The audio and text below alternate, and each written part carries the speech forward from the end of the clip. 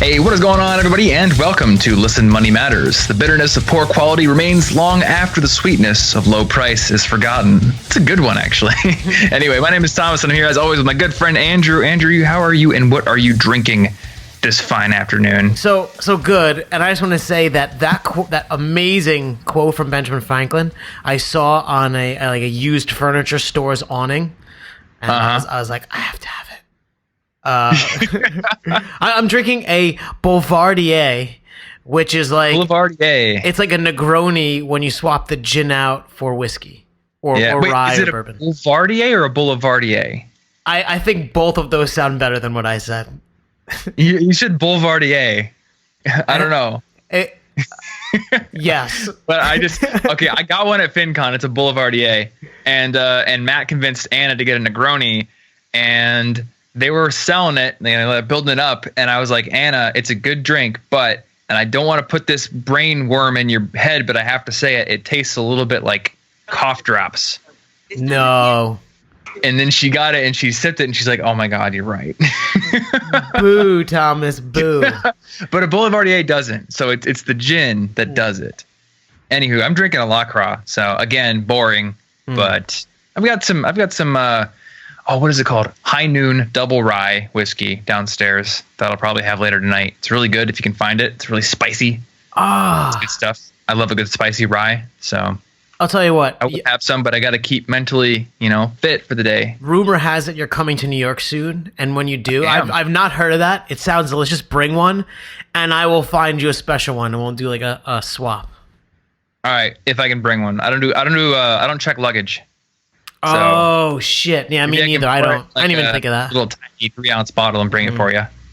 Deal. Anywho, guys, on today's episode, we are talking about. I guess I shouldn't say guys, because today's episode we're talking about how women can make more money in their jobs and negotiate raises. And our guest on today's show is Allegra Brantly, who specializes in this. At least, well, Allegra, it's kind of a side gig for you, right? It is. Hi, guys. Hey. Yeah. So it's one of those things that came about from a personal need to make more money and to get a raise. And once I had navigated that, unstable terrain, I felt like I really had a handle on it and wanted to pass my newfound knowledge on to other women. Did your friends come to you and just like, Allegra, like, do it for me? Like, no more. I went to my friends and said, listen to what I just did. Where are you at? Do you think that you are making as much as you should be making in your role? What are the guys at your company making? And you should stand up and ask for more. And a lot of them were like, whoa. We're just having dinner. Calm it down. But then they all really started thinking about it. And it was really interesting. So now I have had people reaching out to me because they've heard through my friends and now friends of friends. And,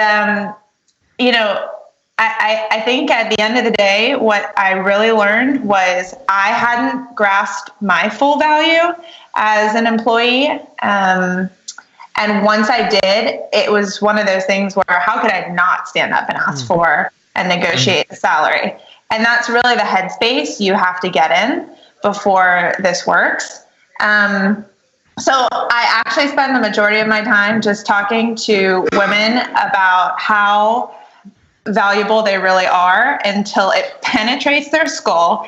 They can't stop thinking about it, and they want to be, earning a substantial amount for their value.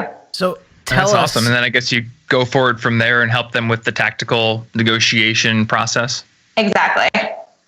It's really just ensuring them, again, they know what to do because we spend all day negotiating. I mean, if you have a boyfriend, you're negotiating to get things you want, and you're usually really good at it. So a lot of same tactics apply. It's just for some reason with an employer, it seems so scary. And, it's just wild that it is that way. I think we look a lot of times to our employers for, they mean so much to us because they pay our paychecks. But if you flip that, they have no work done unless they have us there, And a lot of times we're really critical in our organizations, not just we women, but anyone who's working for an employer. They obviously have that role for a reason. We just have to kind of remember that. Yeah, I really resonate with that. And that's something that I try to tell people who are coming out of college, because when you're younger and you're just graduating, it's really easy to view an employer as like this monolithic giant organization. And, you see yourself as almost worthless to them, and they're just giving you a paycheck because they're benevolent. But that's, like you said, it's not like that. It's like you're just trading services and you're helping them. And, as somebody who, I don't employ people as employees, but I pay people as contractors. Those people, like, I need them. Exactly. I couldn't get everything that I need to get done without them. And I mean, Andrew, you're the same way. You have people that you really rely on. So I like just building that fundamental mindset into other people's minds. Same.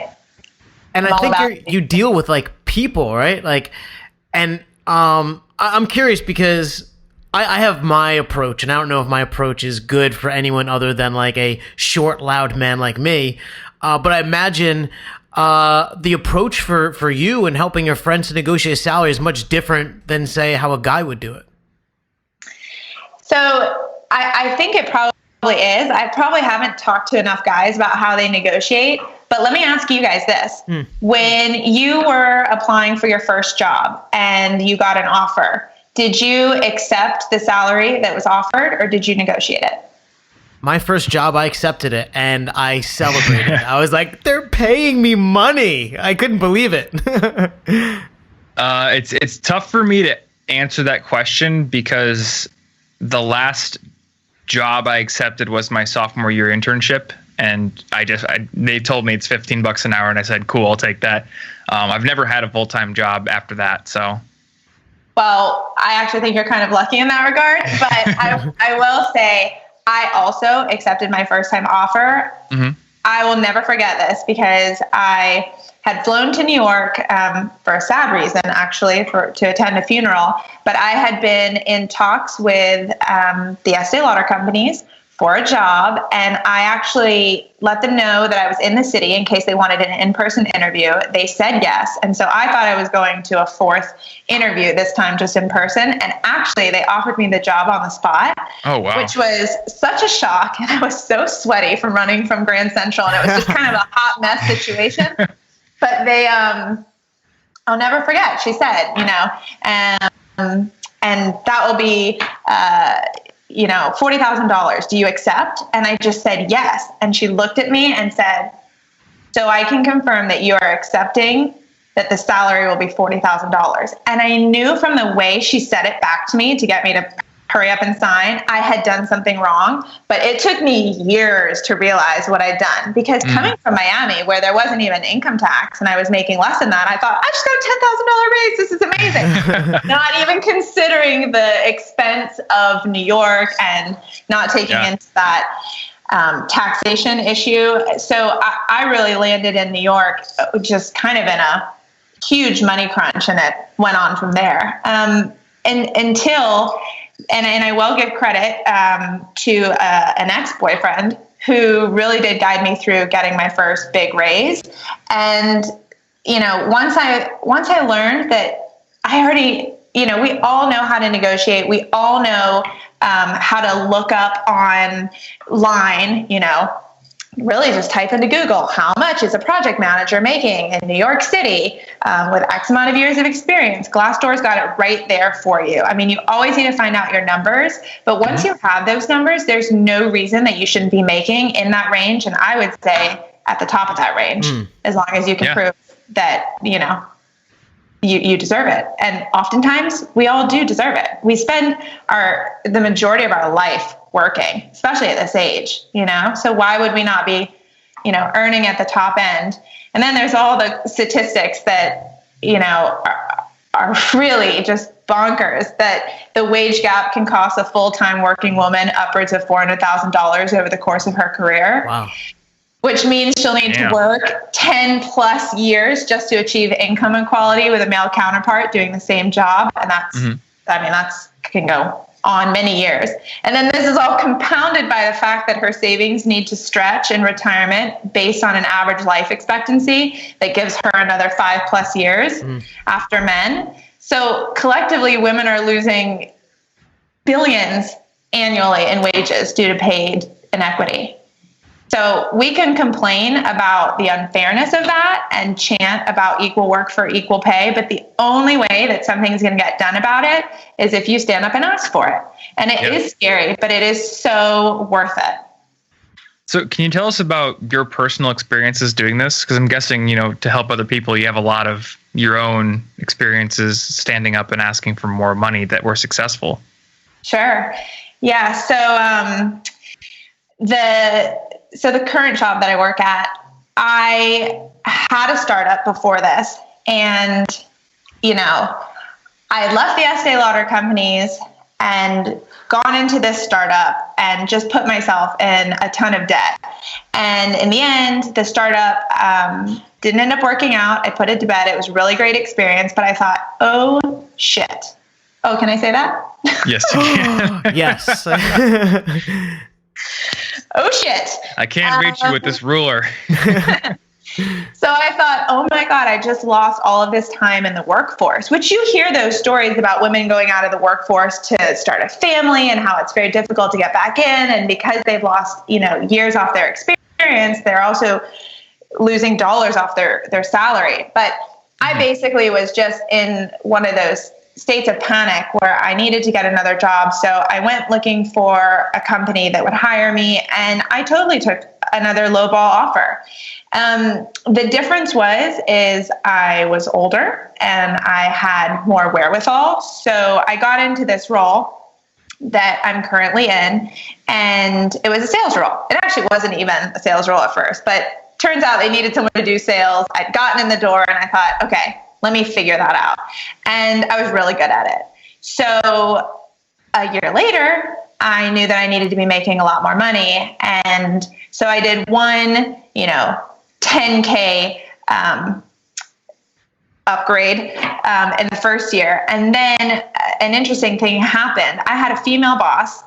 And, if anyone out there has read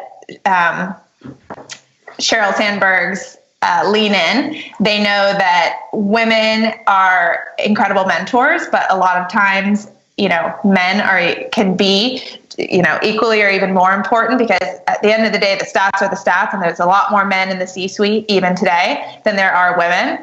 And it was very interesting that my female boss was in some ways less likely to pay me more than when she left and I got a male boss. Why do you think that is? Well, a few reasons. Her personally, she's also a very startup mentality person. So she wanted to keep everyone, being paid as low as possible. But once we grew this into, an international company with a good amount of sales, there's no reason to keep, your employees being paid under market value just to net more. That's just not good business. It's very short-sighted too. It is short-sighted. So in the end, I would say one of the biggest things I learned is know who you're negotiating with and what motivates them. Mm-hmm. I know that because I was in sales, one, I have numbers in my favor. I can say I've made you this amount, and standard I should be making, standard in New York City for a sales associate manager director. You can look up all of these numbers. But if I'm making you X amount, I should be at least taking home, 25% as a baseline salary. And then I need commission on top of that. And it's going to be dependent on everyone's role and the company type. But definitely know who you're negotiating with and what motivates them. Because you can spend all day saying, these are my numbers, or this is what I'm good at. This is what I do for you.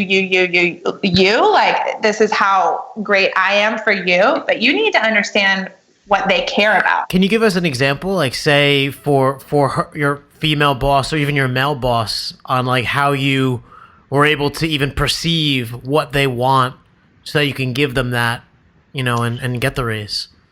Well, I will say it's very important to have good relationships with your colleagues, because I did have some kind of insider information that my employers were motivated out of contacts. So in essence, if I'm a salesperson and I'm, first on the line with all these contacts, you don't want me going anywhere else. It's going to be really hard for me to walk out the door with contacts that you have. So I knew that was a motivator for them. Now, I didn't know that on my own. Someone kind of had to bring that to my attention, but that's why it's really good to, network in and around your company so that you can kind of get these inroads and shine a little light on, who it is you're negotiating with. Mm-hmm. So I think that was a really big one. And I forget the question. Was that the question? So part of it, and I guess it was just like perceiving what they want, right? Because I don't think you can go up to your boss and be like, what do you want? 1 more hour of mine in the morning? Okay, cool. I'm going to do that tomorrow. And then just give me 5,000 more because I'm doing what you want. It's kind of like a subtext game, I imagine. It is. It's definitely putting a lot of thought into what's going to motivate them. But more than anything, if you can find out or figure out that you're being underpaid to begin with, mm-hmm. you've got grounds to go and talk to them. And it doesn't have to be I found out he's earning more situation. It's we haven't had a conversation about this a while. Actually in the market, someone doing this job is earning this range. And I feel that I've been invaluable to this company and I'd like to be making within this range too. I'm sure you can understand that. Putting it back on them and making sure that you are stating rather than really asking, because it might be a shock that you're having this conversation initially. If you're the kind of person who hasn't asked for a raise in many years, and there's so many people out there like it, I couldn't believe it, because even when I got back into the workforce, I was immediately 1 year in, need this big raise, another year in, need this really big raise. My second raise was $25,000, like boom, on the spot. So do you think people should ask for a raise like once a year at least? Oh yeah, definitely. Cool. And I think that your employer should know that you're going to be that kind of person. Anyone who's spent a year with a company has learned a year worth of skill sets. So you become a better employee. It should be that you are more efficient at your job and you have, again, made better relationships to get things moving. It's always in their favor to pay you more than to go find someone else and start the process over. Allegra, if you were my boss and I was like, hey, like, can we just like talk for a minute? And, we go into an office and I'm like, I've been here for a year. I need you to pay me more. I mean, is that how it works? Because if I was on this side of the table, I would just like, is that it? No, maybe not exactly like that. Be a little more classy than that. Yeah, I would say let your boss know that you'd like a meeting to, talk to them, just that you want to have a personal meeting. And then when you go and have that meeting is when you say, listen, I've been here a year. I really enjoy working here. I think that I've really come up to speed with what it is we do here, and, give some self promotion. We should always be self-promoting. And then say, I've done a little research, and although I came in at this amount, I see that people in this role are making this amount. And I know it's quite a jump, but I'd like to work with you to get me into that range so that I can feel confident, that this is a mutually beneficial relationship. Mm-hmm. And I think people are really scared of doing that, but we're all human. And I know that if someone was going to come to me and say that, I'd say, okay. And I'd also probably know I've lowballed them and I'm paying them, under market value. And there may very well be someone in that same job role that's being paid more, and go figure, time's up. They found out. This is how it goes. The other thing I really want to say is that the most important number that's ever attached to you is the number you go into a company at. So never accept an offer without negotiating, and never accept an offer that they're lowballing you to begin with. Always know what range you should be in before you're going into the company, because that's what keeps you from having to get like a $10,000 and a $15,000 jump. Of course, those are always nice.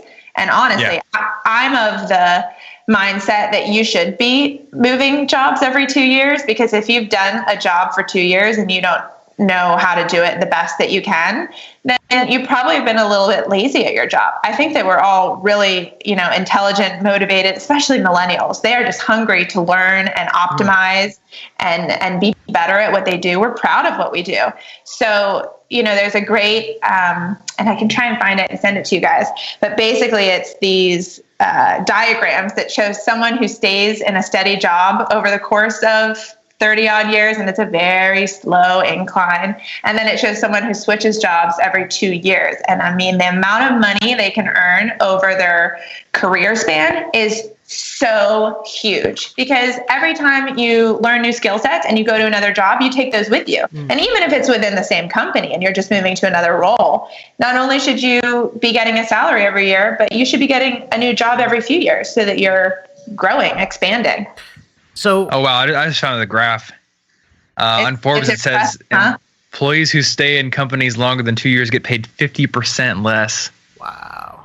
Over lifetime. That's insane. But it makes sense to me because I feel like, and maybe you can confirm or deny this, you have more negotiating power before you're hired, because the salary is usually one of the last things that's finally decided upon. And at that point, they're already kind of invested in you. They can see you working there. They know what your skill set is. You've presented yourself. And now they basically have to woo you. Whereas when you're working there already, they have a little more power because you're kind of entrenched in that role, and it would be tough to go move. Like, it's just as tough on you as it is on them to find someone new. So I will say, from my experience, it's much harder to get a huge raise within a company because, like I said, you're so attached to that first number, in that it's a lot easier to get a big jump when you're switching roles. So I've been in the room with a girlfriend that I was helping get a significant raise. She was moving companies, and she ended up earning, I think it was $35,000 more than she was earning at her previous role. Wow. Because she not only, she not only, obviously the salary was a big increase, but she was taking on a much bigger role, and she was willing to do it for basically 30,000 less. That's another thing. People are willing to move jobs for $5K. And I'm like, would you move apartments for $5K? It's a lot of risk. Would you switch up your whole life for $5K? Yeah, that's a lot. Over the year, that's so inconsequential in a way. I mean, of course, we'd love that extra money in our savings, but we know we're probably not going to save it. So, let's get way more money so we can take a chunk and actually save it. And not. I think maybe any raise number that gets thrown out, you should immediately divide it by 12 in your head, and then take 30% off of that just for taxes, and just be like, all right, this is how much will actually hit my bank account every month with this raise. I think. It's like $200. That's not very much. I think that's really good advice. Allegra, you're super confident. You're outgoing. I can imagine going into one of these meetings that it is like as per your personality type to ask, and that you're not the type of person that would be afraid. But I think a lot of people are not that. But they also deserve to be compensated for the work they do. What would you say to them to handle that? Because I'm sure they're super nervous. Mm-hmm. Absolutely. I would say I understand that it's nerve-wracking. Even though I exude this confidence, I have been so nerve-wracked in these meetings myself. But once you're in the meeting, you have to be direct. I recommend being seated. I recommend being brief. And I recommend in preparation that you ask yourself, and your point is, as a phrase to everything you're going to say. So that if you're sure you can answer it in the fewest words as possible to your employer, then it can be a short, not as painful as you're going to imagine it meeting, and that you cut out all of these intensifiers, really, truly, essentially, fundamentally. No, just get to the point. Just say, this is the range that I've found people in this exact position making in this city. you don't have to make it as scholarly as that, but you know what I'm saying? Just get to it. And and I think that women do, I would recommend they resist the temptation to soften their voice and have a very sweet register or be low in volume. This is the moment where you need to be confident, because you deserve to be making as much as anyone in that range. And if you're not, you should be pissed a little bit. You should let that drive you not only into that meeting, but into getting your message across, because it's not like you can do this 3 or 4 times. So why not just try and be succinct and strong for the 15 minutes it's going to take that will likely get you a pay rise. And if you're not going to get a pay rise there, that's just proof you probably shouldn't be in that job. If they're not willing to pay you market value for your work, that means they don't appreciate you as much. And maybe if they do and they were trying to kind of bluff, they should learn that lesson and you should move on anyways. And when you move on, you can probably make more in that jump and then more across your lifetime. More to save, more to retire on. Listen, money matters, success. Yeah. I would say that I love the tip to be confident, go in there and not be adding a bunch of qualifiers and essentials and reallys. With getting pissed, I love using that motivation to go in there and be confident, but I think it is important to not go in and come off as like combative. Absolutely. So maybe it's a good idea to like give the company the benefit of the doubt up front, and then if they prove themselves to actually be cheapskates, then move on or something like that. But if it were me going in, I'd be like, okay, everyone starts at this range. I'm going to go in and confidently ask for more money, but I'm not going to go in with the mindset that like they're screwing me over. Yeah, you're not going to get anywhere if you're aggressive. Being direct and confident is important, but you're also, again, use the human contact. Smile, make eye contact. This is someone if you don't know them personally and experience time with them often in the office, you still know them. You know about them, and they know about you too. So it should not be a war zone. And if anything, you have to remember this stuff takes time. So the meeting is just one thing, but now there's the time for, okay, well, we think oftentimes they'll say things like, well, we think, we can develop, over a year to get you closer to that range. And so the meeting is just the first part, but you're going to have to stay firm. But firm is so different than being aggressive. Aggressive has, anger to it. And there's no reason to be angry. There's reason to stand up for your value and know that once you've done it, you can be confident to do it forevermore. You can share that with your friends. That's all I want to do here. I want everyone who's listening to go and check their numbers and see if they are making the right amount, do a little digging. And also, I hate that it is taboo to talk about how much you earn. I talk about how much I earn every single friend. And I will tell you, at first, it blows their mind when you say it, right? Like, oh my God, you're telling me this? Like, yeah, who cares? Yeah. I mean, I think, and I know that companies try and keep you from doing it with one another, but I'll ask you, why do you think that? I've always talked about it. There's a really good Adam Ruins Everything video about this. And I think everyone should go watch it. Yeah, because it's definitely in the company's best interest not to have employees telling each other what they're paid, because that gives them all the power. If you don't know what Jeff in the cubicle down the hall is making, you can't go in and say, well, Jeff's making this and I'm doing more work than Jeff. So it does make sense to talk. And people are still going to be all taboo about it, but I agree 100%. Talk about what you earn. It's funny. I would interview people to hire onto the team. Various teams I've worked for, and you could tell when someone is a rock star. And I mean, as part of the conversation, like asking how much they're making, whatever. And I was never like the hiring manager. But they would tell me how much they're making, and I know how much they could or should be making, and I would often be like, well, you should probably ask for this. And that's like, I'm like, no, just trust me, because if they're awesome, you want them to stay, and when they do find out it's going to be more money, and Allegra, like you said, it's easier to get it when you jump. You put in so much work to get awesome people, like you got to keep them. It's so true. And that's what we were saying about it being a mutually beneficial thing. We have this weird feeling that our job pays us, but we pay them too. Yeah. We pay them in the work that we do. And if your we boss do good doesn't work, pay you, but he or she needs you. So when they pay you more, it often has no real effect on them except that you're happier.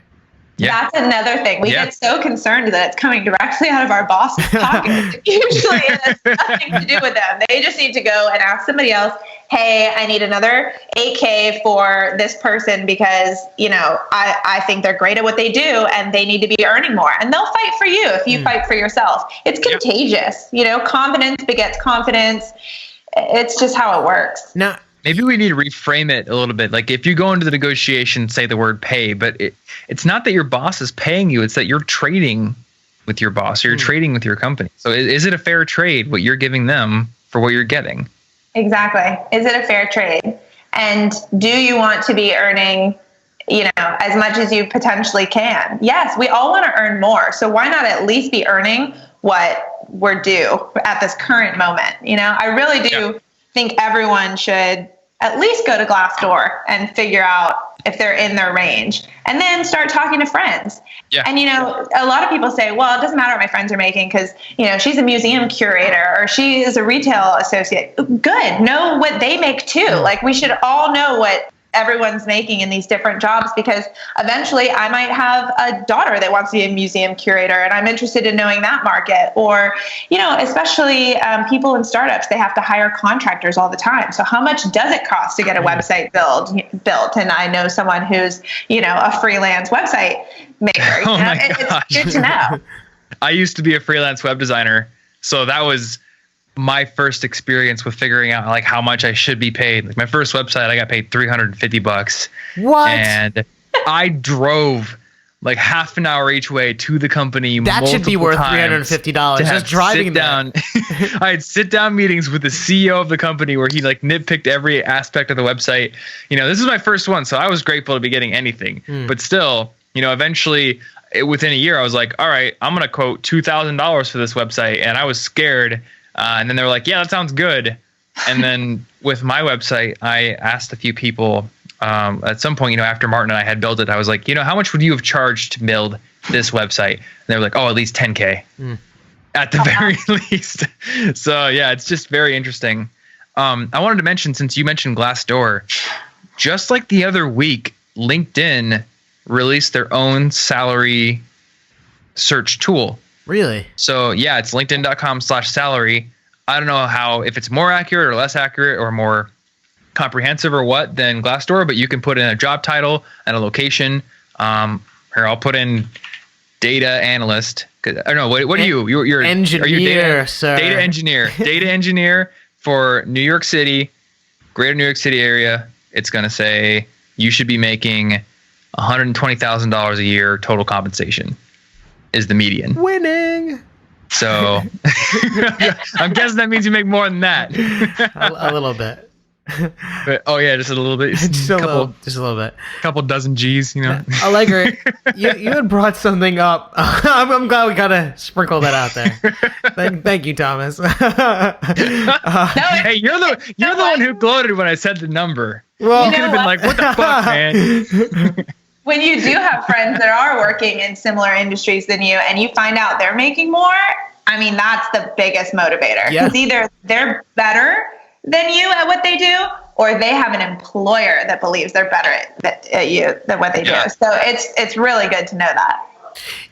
And to further on that point, a lot of it actually comes down to the title that you give yourself. At least in the development space, I'm a quote-unquote data engineer, but I can name a slew of titles that are very, very similar to mine and get paid like half that. But it's because everyone's a Python developer or whatever. Very few people niche down. That's why I told my roommate to put the Burger King job on his resume as burger technician. Burger engineer. Burger engineer. Yeah, there you go. Sandwich artist. Allegra, you had brought up a few minutes ago how like there's a process to it, and I really resonate with you go in there and you talk with your manager and you're like, I want a raise. And they're like, yeah, you deserve a raise. I'm totally with you. And then they go home to their husband or wife or slew of cats and their life happens.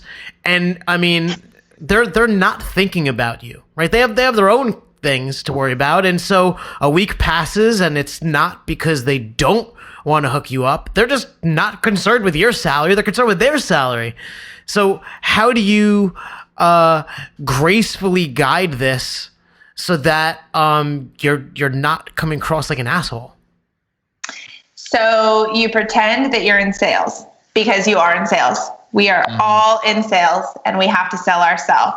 So once you start to talk about this, it's like anyone who knows the sales process, you are going through the system. You've had the first point of contact, you've done the offer stage, and now they're going through the sales funnel, and you just don't let up until you get a firm no. So I know nothing about sales. Can you maybe give me like an idea of like do I prospect? I know prospecting. I don't know anything. Prospecting with and then profit at the end.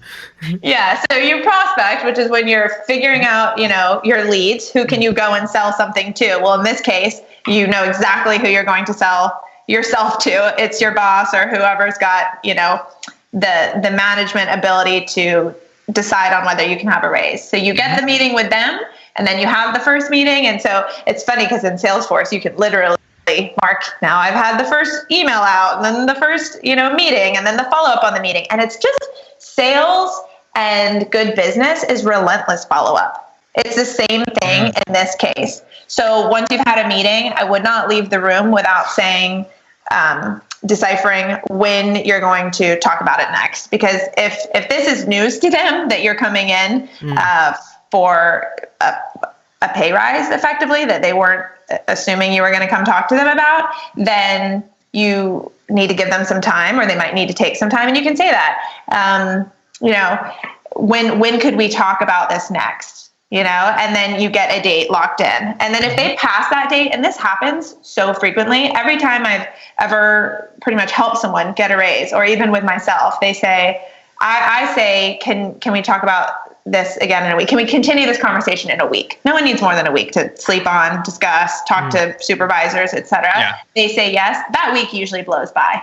But do I wait until that exact day to follow up with them?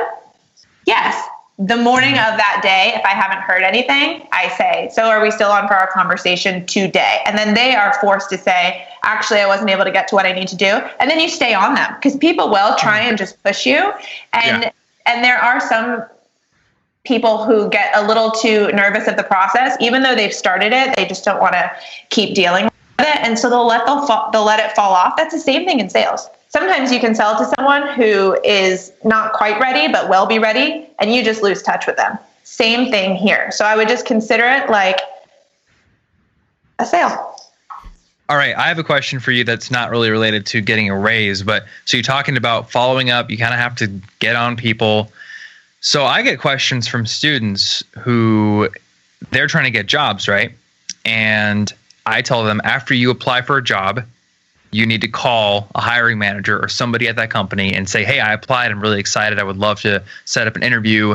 Do you use this same process? Like, is there like a greater or lesser amount of sales pressure that it is appropriate to put on a company that it maybe is hiring but isn't hiring you yet to get that job? It's funny because I have an ex-boyfriend who used to tell me that I get jobs because I'm just so damn annoying that they'd rather just hire me than ignore me because I'm going to keep coming back. I kind of take this approach in everything, and maybe that is why I'm good at sales.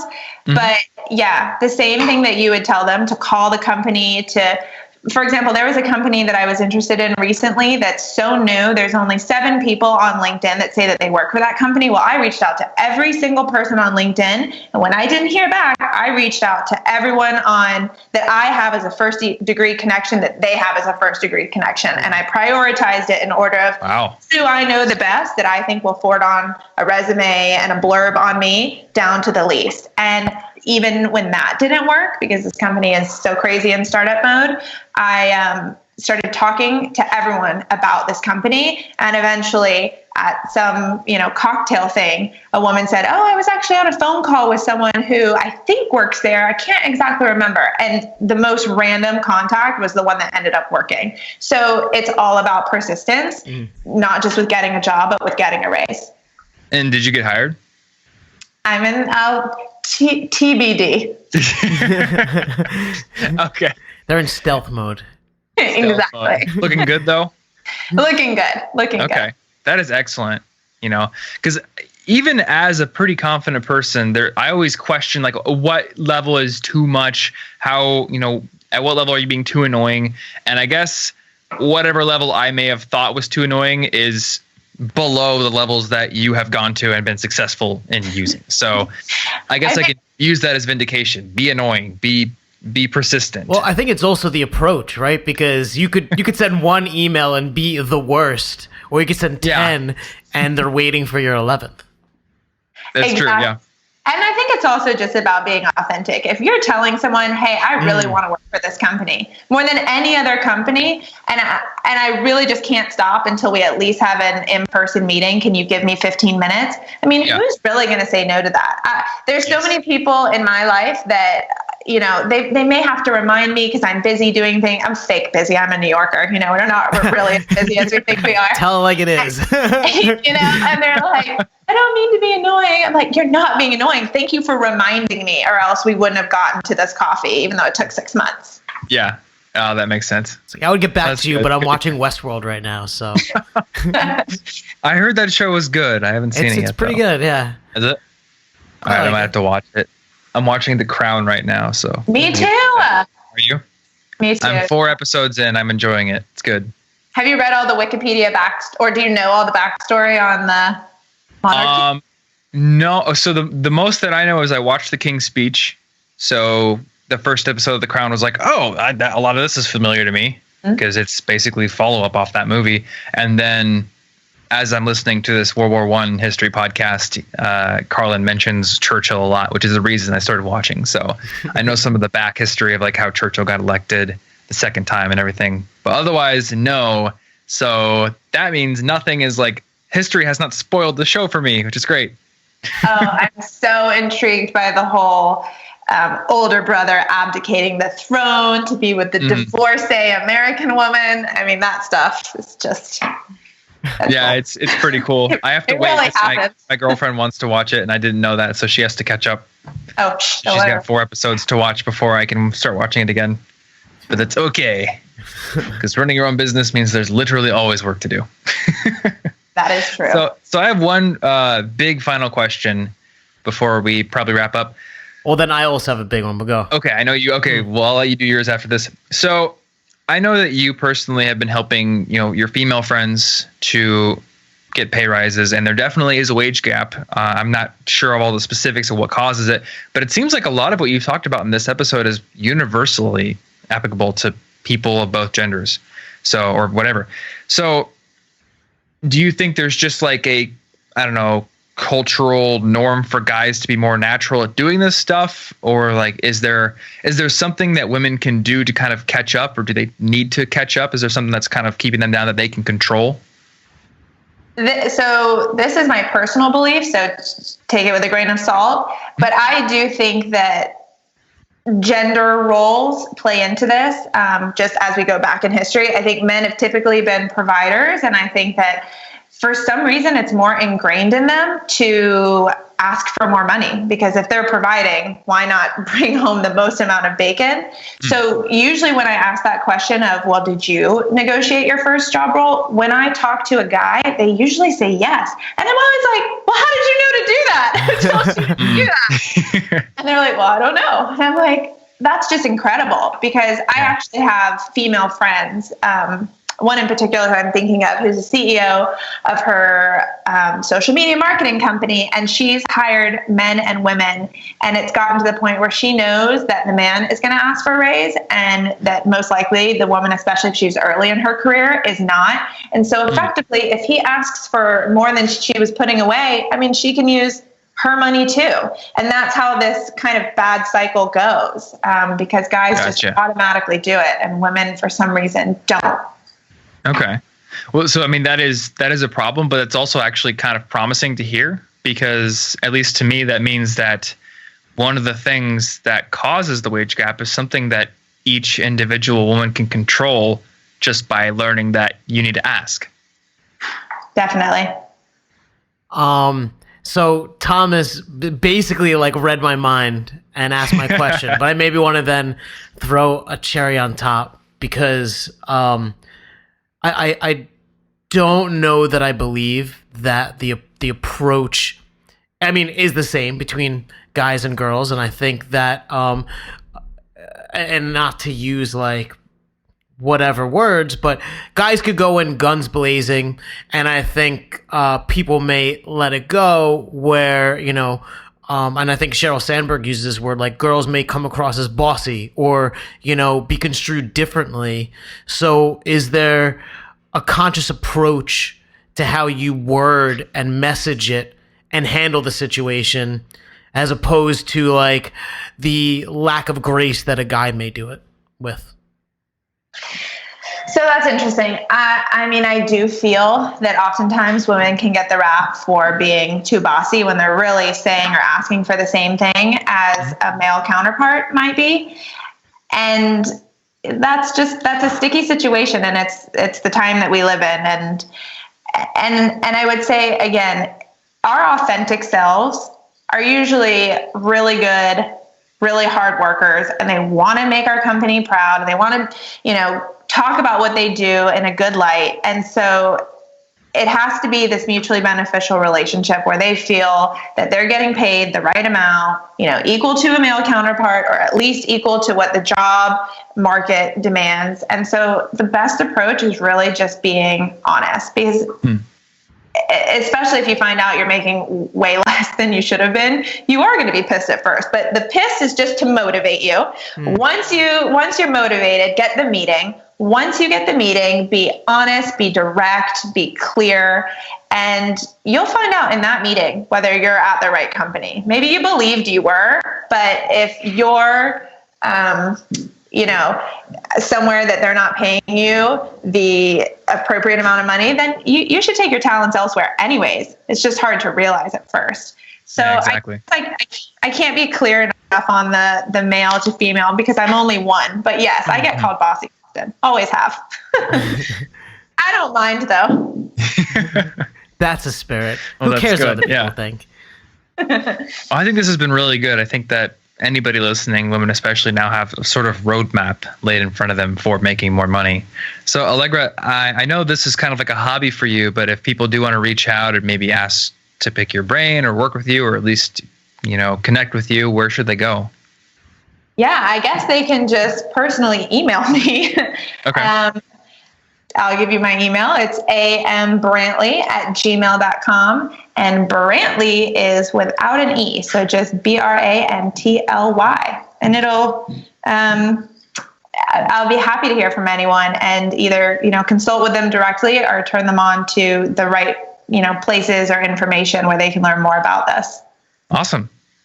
Well, thank you so much for coming on the show. This has been an awesome episode, and it's been great talking to you. I can't tell you how great this has been for me because I didn't get to fangirl at the beginning.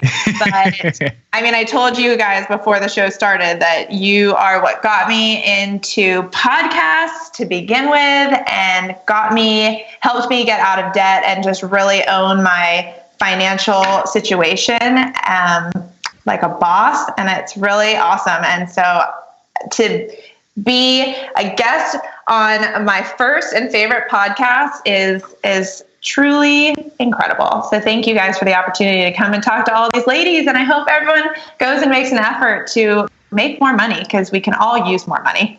Yeah, definitely. And no problem. It was great talking to you. And I mean, that's actually kind of how I started too. Just, I like the show. Let me on it. I know. See, that story is so great. All right. So, hey, guys, if you want to get in contact with us or you want to get in contact with Allegra, we'll have her email in the show notes. Our email is listenmoneymatters@gmail.com. And you can also find our forums where we have community members sharing lots of their stories and tips and tricks that work for them over at pro.listenmoneymatters.com. Got a lot of other cool features there. And you can find our favorite tools and books, which, what was that book that we mentioned in this episode? Lean In? Is that what it's called? Lean In, yeah, sure. Lean In, okay. So we'll link to Lean In the show notes. It may end up on our bookshelf as well. And you can find that over at listenmoneymatters.com/toolbox. So thanks so much for hanging out with us, and we will see you in next week's episode. Later. Later, man.